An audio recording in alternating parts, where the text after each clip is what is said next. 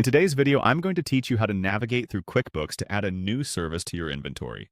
Whether you're just starting out with QuickBooks or you've been managing your finances for a while, this guide will help simplify the process for you. Let's dive right in.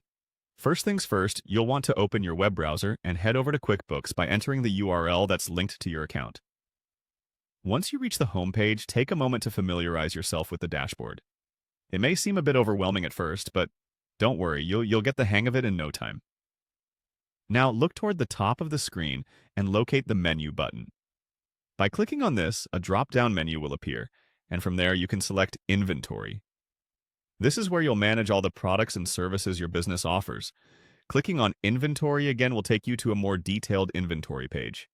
Once you're on the inventory page, your next step is to locate and click on the New button. This button is crucial because it allows you to add a new product or service to your inventory.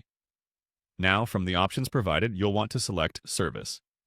This choice will indicate to QuickBooks that you're adding a new service rather than a physical product. Upon selecting Service, you'll be prompted to fill in some basic information. This includes details about the service you're offering, making sure all the fields are accurate and descriptive.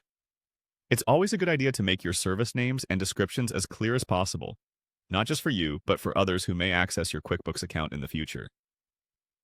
After filling in the basic info, the next tab to engage with is Sales. This section allows you to specify details about how you sell this service.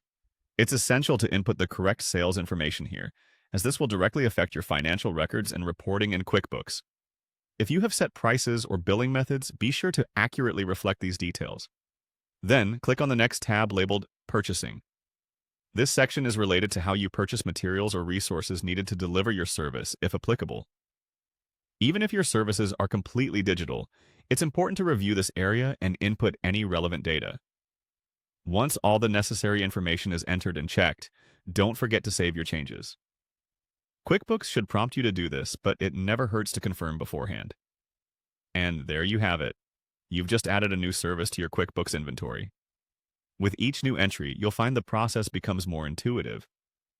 Remember, keeping your product and service list up to date in QuickBooks not only helps with invoicing and reporting, but also provides you with an accurate snapshot of your business's performance.